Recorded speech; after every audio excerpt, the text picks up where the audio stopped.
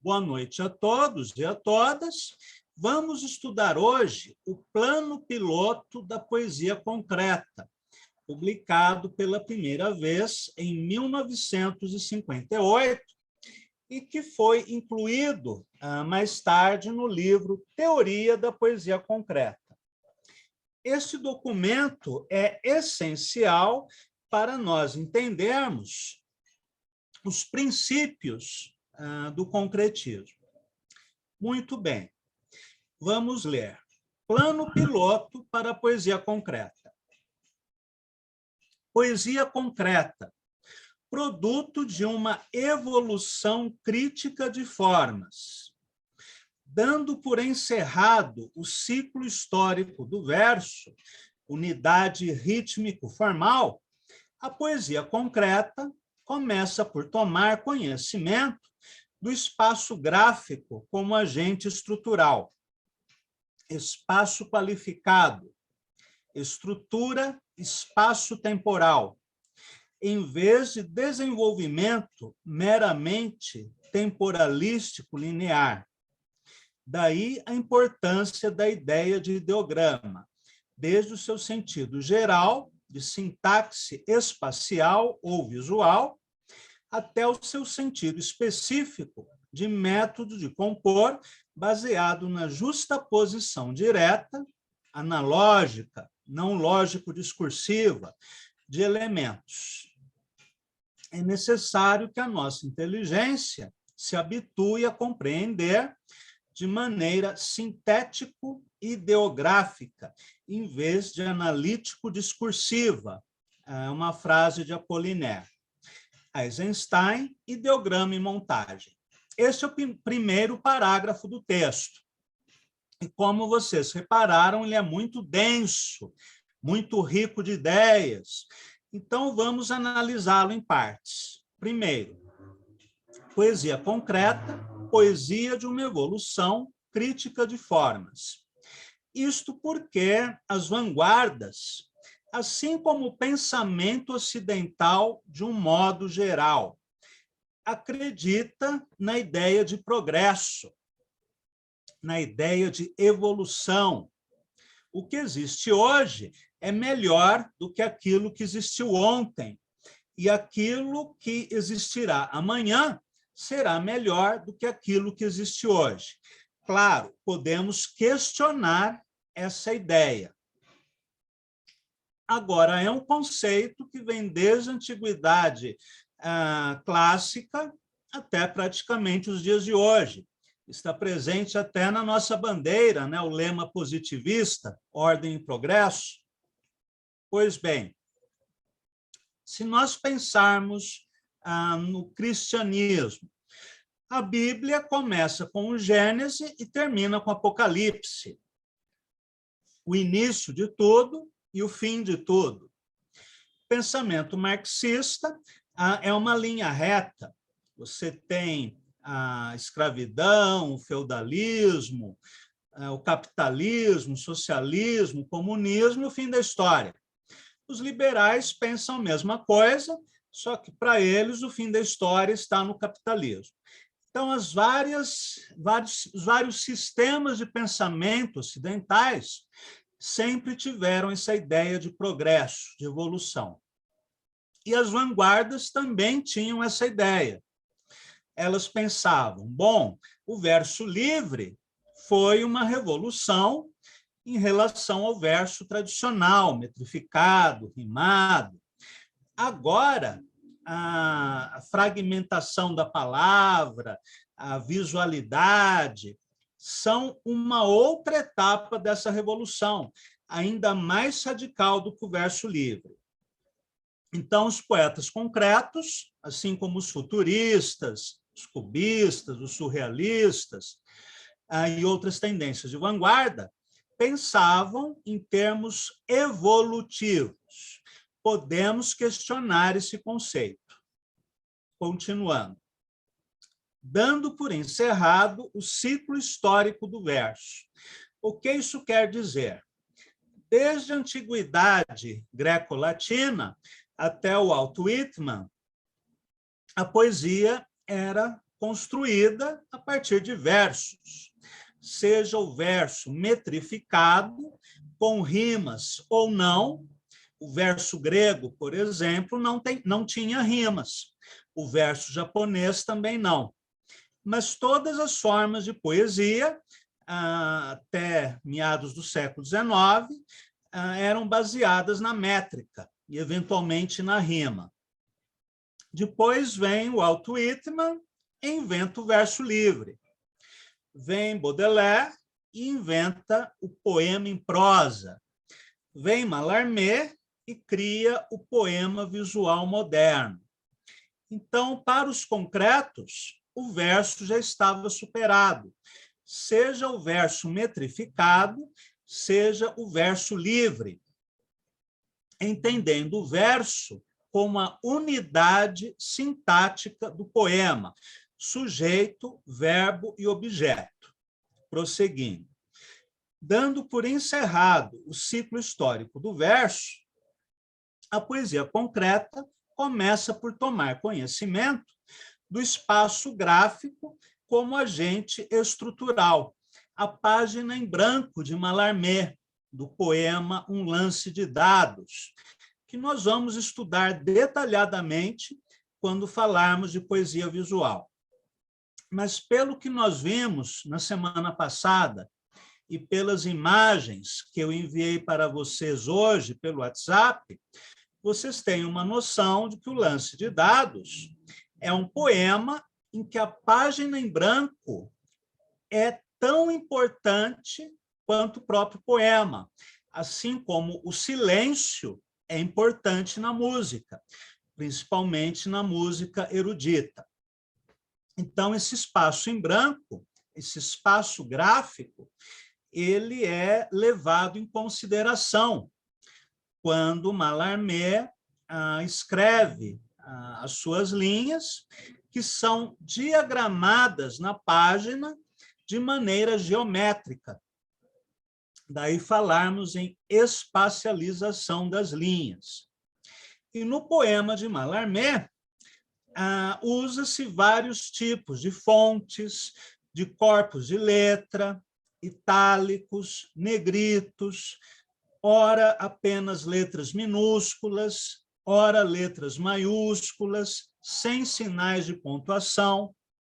E a geometria desse poema é uma geometria abstrata. Tudo isso compõe a estrutura do poema, em que o espaço em branco faz parte, é um agente estrutural. Então, a poesia concreta começa por tomar conhecimento, já vou responder, José Ricardo, do espaço gráfico como agente estrutural, espaço qualificado, estrutura espaço-temporal, em vez de desenvolvimento meramente temporalístico linear. O que é um desenvolvimento temporalístico linear?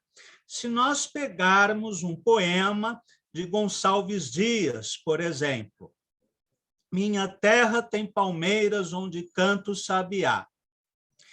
Esse verso, ele se manifesta no tempo, né? Que é o tempo da leitura, o tempo da recitação. E ele também é linear, porque tem um início, um meio e um fim. O que os poetas concretos propõem é outra coisa, uma estrutura espaço-temporal, em que não apenas o tempo da leitura está presente, mas também o espaço da leitura, que é o espaço da página em branco em que o poema está inserido. Deixa eu ler a pergunta do José Ricardo. Qual seria a diferença entre o uso fisionômico da tipografia para o uso que Mallarmé fez? A diferença em relação a quê, José Ricardo? Em relação ao poema concreto? Se for em relação ao poema concreto, não há diferença alguma. Pelo contrário, os concretistas incorporaram essa prática e esse conceito de Mallarmé. Então, num poema concreto, não há apenas a dimensão do tempo, mas a dimensão do tempo associado à dimensão do espaço. Daí a importância da ideia de ideograma, desde o seu sentido geral, de sintaxe espacial ou visual, até o seu sentido específico de método de compor, baseado na justaposição direta de elementos, uma justaposição que é analógica e não lógico-discursiva. Bom, está cheio de palavrões aqui, né? Está cheio de conceitos que parecem bem complicados. Então, vamos falar um pouco a respeito do ideograma. Ao contrário dos alfabetos ocidentais, que são fonéticos, que registram sons, e, portanto, quando esse alfabeto é usado para a escrita de palavras e de frases, nós temos a representação de sons e de ideias. No caso do ideograma, nós temos a representação de coisas. Os ideogramas são figuras abreviadas de coisas. Por exemplo, o ideograma mais conhecido é o ideograma de homem, que é assim, porque sugere as pernas de um homem caminhando. Ao longo do tempo, esses ideogramas foram sendo estilizados, de modo que a semelhança entre os ideogramas e as coisas que eles representavam foi ficando mais diluída, mais distante. Mas, na sua origem, o ideograma para garrafa seria um signo semelhante a uma garrafa, por exemplo. É uma escrita visual. Algo muito importante no ideograma, além da óbvia visualidade, já que ele é desenhado com uma intenção estética, que fica mais expressiva na caligrafia artística japonesa, o Shodo, é o princípio da montagem. Digamos que eu quero escrever a palavra vermelho. Bom, o ideograma representa coisas, não ideias. Então, como que eu vou dizer vermelho? Há um exemplo dado pelo Ezra Pound. Eu posso desenhar o ideograma de uma maçã, de um morango, de uma rosa, de uma cereja, de um flamingo, de várias coisas vermelhas. E pela analogia, pela montagem, você transmite a ideia de vermelho, ainda que não exista uma palavra exata para dizer vermelho. Daí que, no ideograma, é muito importante essa ideia de justaposição de signos, de desenhos, a montagem, assim como no cinema, nós temos a montagem, né, de vários planos. Não sei se ficou claro ou se ainda está confuso. O Ezra Pound, quando conheceu os ideogramas, a partir de um ensaio de Fenollosa, um sinólogo americano, Pound ficou fascinado. Daí ele criou toda uma teoria a respeito do ideograma como um método para estudar poesia. Nós já falamos sobre isso na aula sobre o ABC da literatura de Pound, que está nos vídeos gravados em nosso canal no YouTube. E o Odair poderá assistir esse vídeo sem pressa nenhuma. Odair, vai assistindo os vídeos conforme suas possibilidades de tempo e, em caso de dúvida, me fale. Na poesia concreta, essa ideia de justaposição de palavras ou de imagens sem uma sintaxe gramatical é essencial. Por exemplo, num poema concreto de Haroldo de Campos, que, aliás, escreveu poucos poemas concretos. Deixa eu encontrar algo aqui.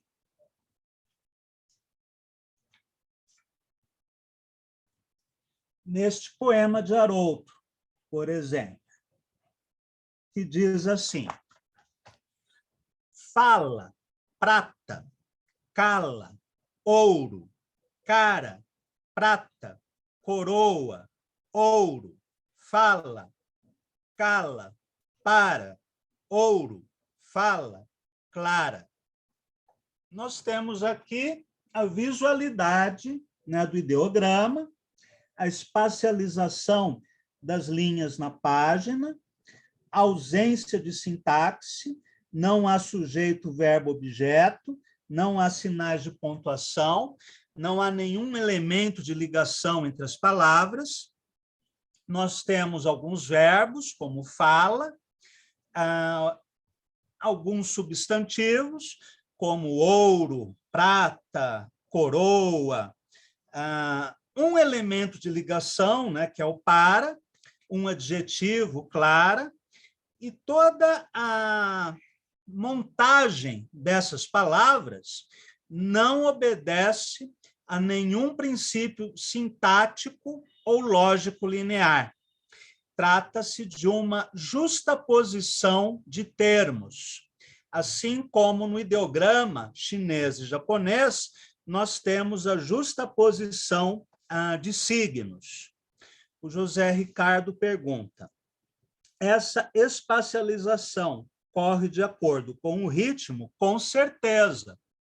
Inclusive, a espacialização funciona como se fosse uma partitura que define a altura, o timbre, a duração, né, dos acordes.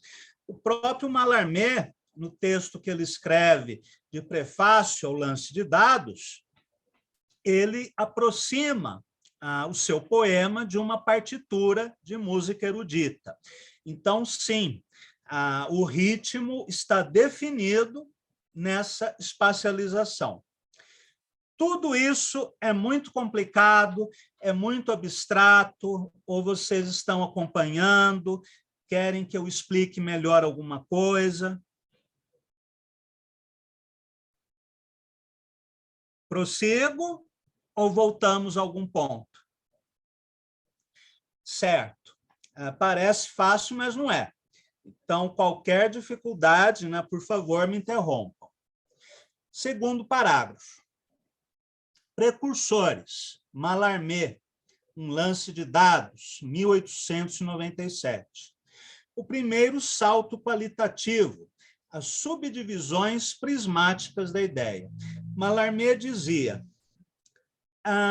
eu não escrevo versos, eu crio subdivisões prismáticas da ideia.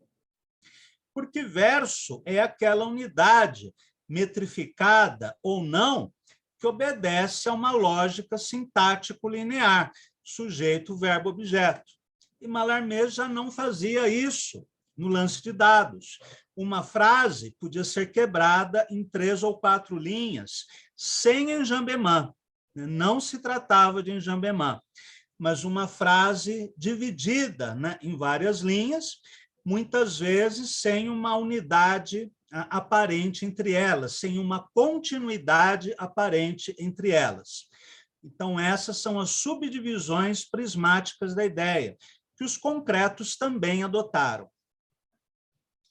O espaço em branco e recursos tipográficos como elementos substantivos da composição. Pound, intercantos. O método ideogrâmico, né, que nós já comentamos. Joyce, a palavra ideograma, interpenetração orgânica de tempo e espaço, quando você junta 2 ou 3 termos em um único neologismo, né, uma palavra composta. Cummings, atomização de palavras. Tipografia fisionômica. Valorização expressionista do espaço. Vamos ver o que é isso. Palavra ideograma. A atomização de palavras fica bem clara, por exemplo, no poema de Cummings, em que ele escreve: solitude, uma folha cai. em que ele decompõe a palavra em sílabas e letras isoladas. Então, a atomização de palavras. A tipografia fisionômica, quando o uso das fontes ou ainda o uso dos sinais de pontuação não obedecem apenas à gramática, mas a uma ênfase visual que você quer dar ao poema. Por exemplo, aqui, essa fonte não foi adotada por acaso. Essa fonte ela tem um significado, né? Ela acrescenta sentido ao poema. E ainda a valorização expressionista do espaço, algo semelhante ao que fez Mallarmé, aproveitando o espaço em branco da página como parte do significado do poema. Apollinaire, no livro Caligrame, como visão, mais do que como realização. Por que isso? Apollinaire, após Mallarmé, foi quem melhor usou os recursos da poesia visual. Só que ele fazia isso de maneira figurativa. Por exemplo, num poema sobre a chuva, as letras e as palavras e as frases são dispostas em linhas verticais, perpendiculares, imitando a própria chuva. Ou ainda, se ele vai fazer um poema sobre a Torre Eiffel, ele desenha com palavras a Torre Eiffel. Ou se ele quer escrever sobre uma fonte, as letras, as palavras vão ser espalhadas na página de maneira figurativa, como se ele quisesse desenhar a fonte. Os poetas concretos não têm uma vocação para o desenho figurativo. Eles preferem o desenho abstrato. Eles se interessavam muito por Malevich, por Mondrian, por outros artistas plásticos abstratos. E o próprio Mallarmé, no lance de dados, já fazia essa espacialização de linhas, buscando uma geometria abstrata. Então, Apollinaire é invocado como um precursor, embora muito mais como ideia do que como realização. Depois, futurismo, dadaísmo, contribuições para a vida do problema. Claro, o futurismo trouxe as palavras em liberdade, o dadaísmo trouxe uma série de construções inusitadas, como os handmaids de Marcel Duchamp, e tudo isso foi aproveitado também pelos poetas concretos. No Brasil, Oswald de Andrade, em comprimidos, minutos de poesia.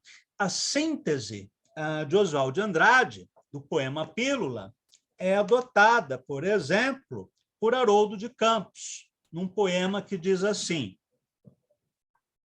ocre, acre, osga, asco. Com apenas 4 palavras, ele faz o poema, o que lembra uma composição de Oswald de Andrade, em que o título era Amor, e o poema era a palavra humor.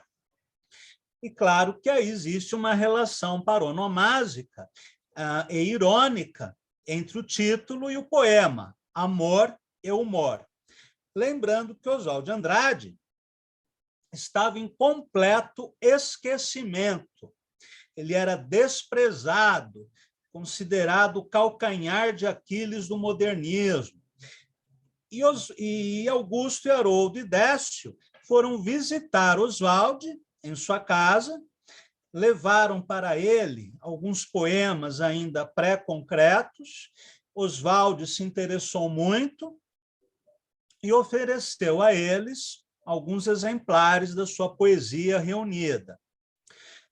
Os ensaios escritos por Haroldo de Campos, sobretudo, foram muito importantes para a recuperação crítica de Oswald de Andrade.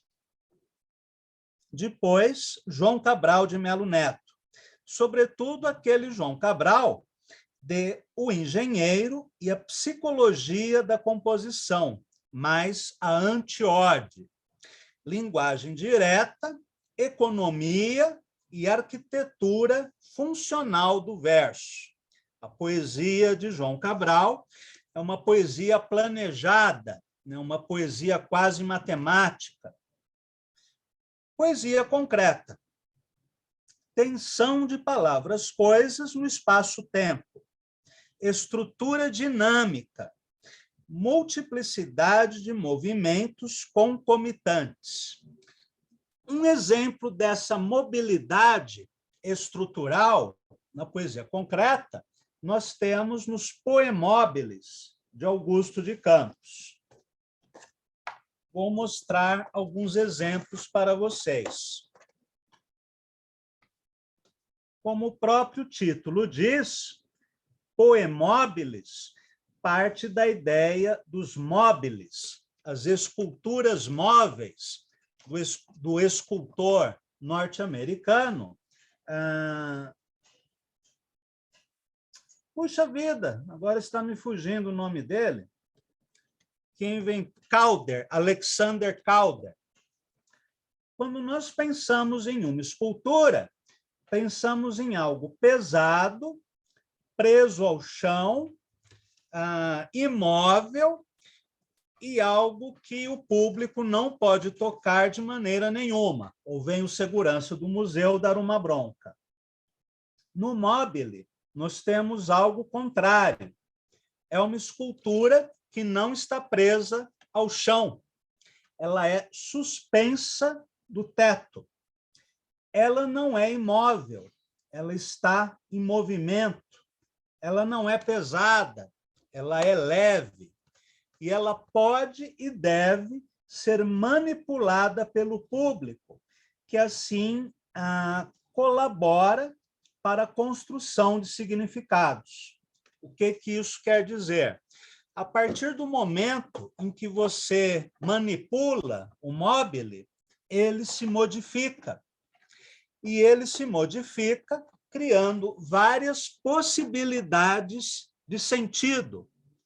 O próprio Augusto fez um outro trabalho interessante nessa direção, que é o colidou-escapo. Colidou-escapo é uma palavra valise, traduzida de um termo em inglês, né, do Joyce, colido ou escapo, só que numa única palavra, que é formado por vários cadernos. Bom, aqui tem a dedicatória do Augusto, né? Ele é formado por vários cadernos soltos. E em cada caderno, você tem um pedaço de palavra, de modo que você pode misturar esses cadernos em várias ordens possíveis, formando palavras neológicas, palavras valise, né, joycianas, como destinto, desempero, resiscanto, desemperto, preso, menostendo, distendo, exisprego. Agora, se você misturar de novo os cadernos, você vai formar várias outras palavras neológicas. Então, a mobilidade faz parte da própria estrutura do poema. Isso corresponde ao conceito de obra aberta, formulada, né, pelo semioticista italiano Umberto Eco. A obra fechada é como um bronze de Michelangelo. Uma obra aberta é aquela que você pode interagir com ela, modificá-la e colaborar na construção de um ou mais significados. Existe o livro do Umberto Eco, Obra Aberta, que eu sugiro a vocês que comprem e leiam, que é um livro fundamental para se entender o pensamento da vanguarda. Prosseguindo.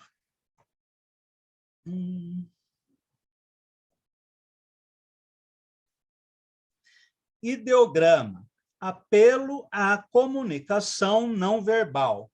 O poema concreto comunica a sua própria estrutura, estrutura-conteúdo. O poema concreto é um objeto em e por si mesmo, não um intérprete de objetos exteriores e ou sensações mais ou menos subjetivas. Até hoje, muitas pessoas veem a poesia como um simples veículo passivo para a transmissão de ideias ou sentimentos. Então, a forma não tem importância nenhuma. A forma é coisa de intelectual, o que importa é o sentimento, né? O que importa é a ideia. No caso dos concretos, forma e conteúdo são inseparáveis, como, por exemplo, no poema Luxo, Lixo, de Augusto de Campos.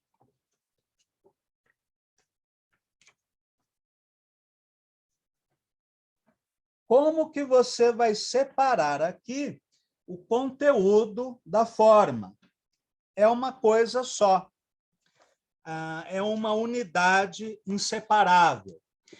Claro, não apenas no concretismo, mas em várias outras modalidades poéticas, vocês podem ter em mente essa unidade entre forma, som e sentido.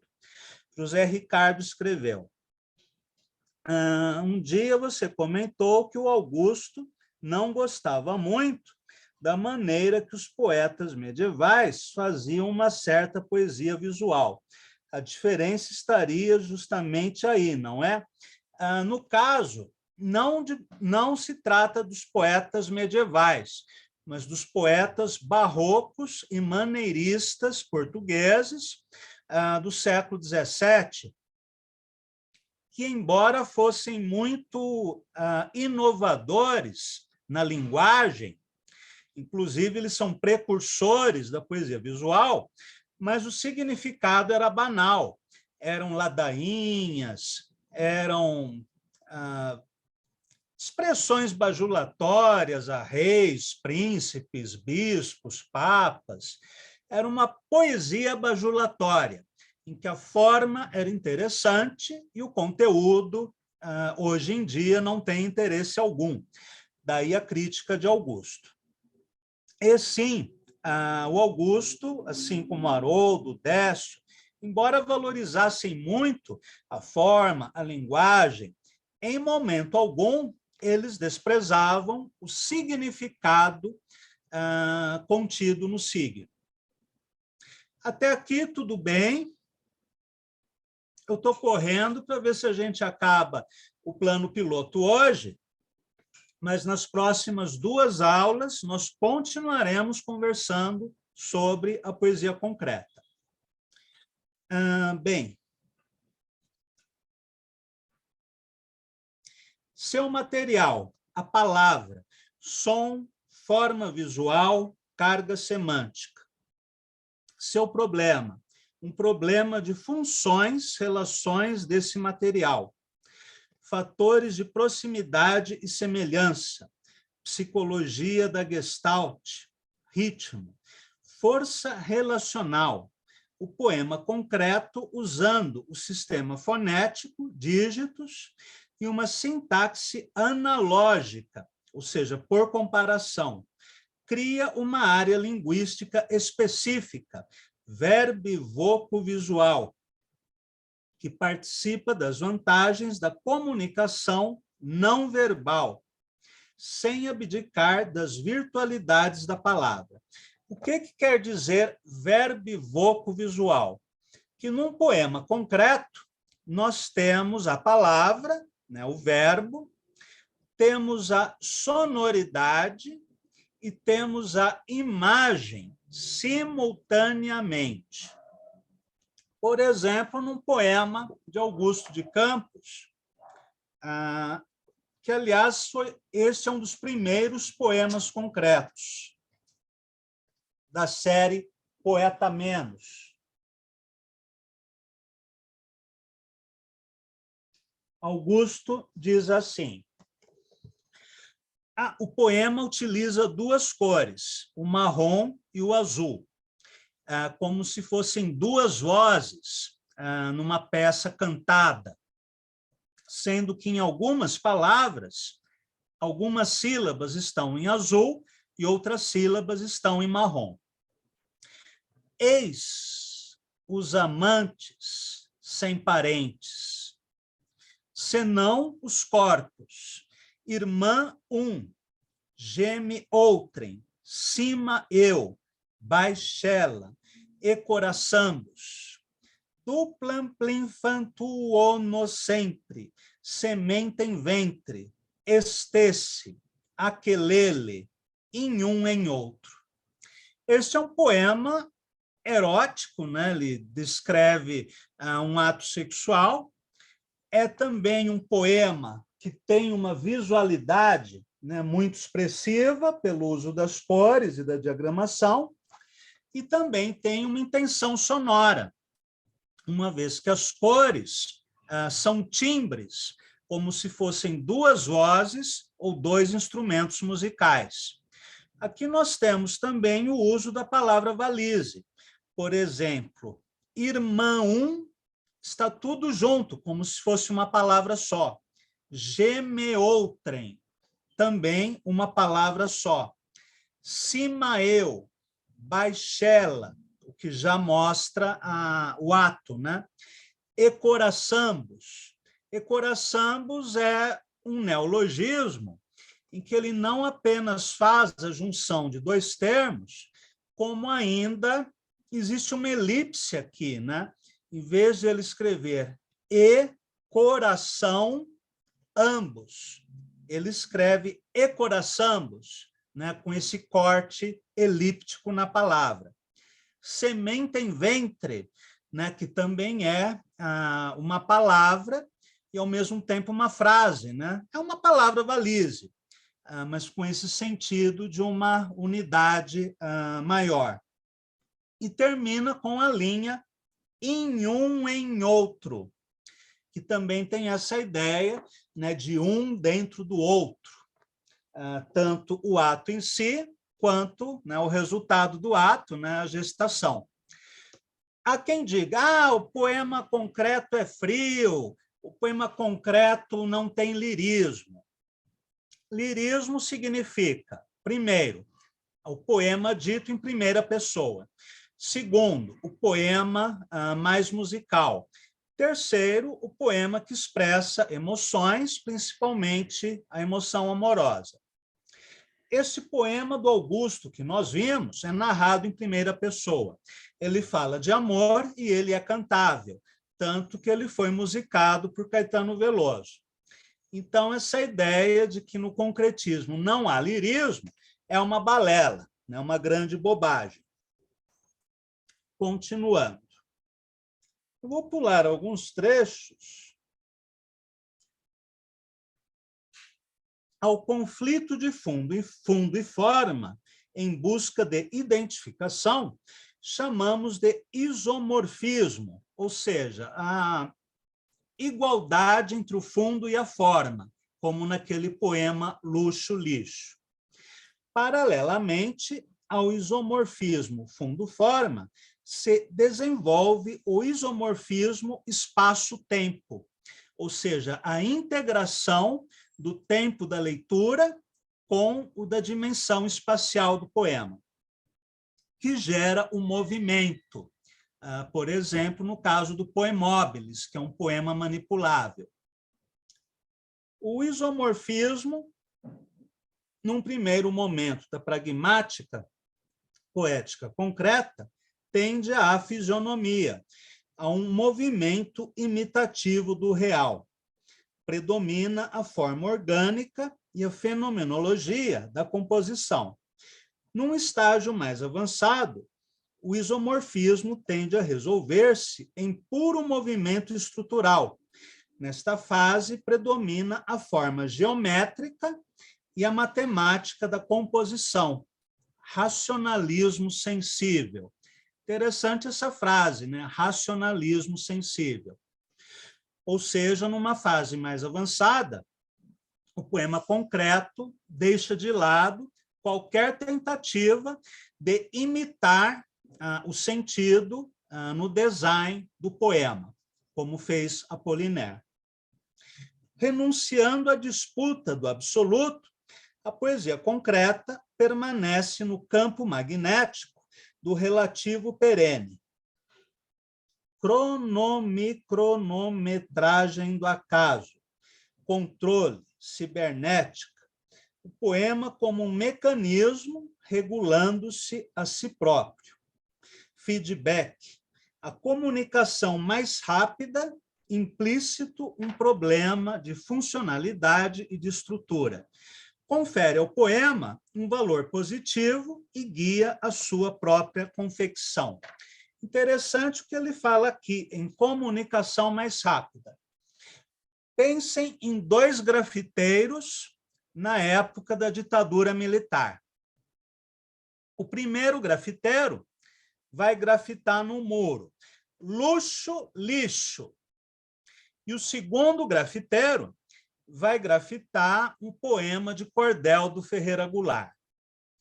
Bom, o grafiteiro que vai grafitar luxo, lixo, em poucos minutos, ele faz a grafitagem e sai correndo para não ser apanhado pela polícia, né?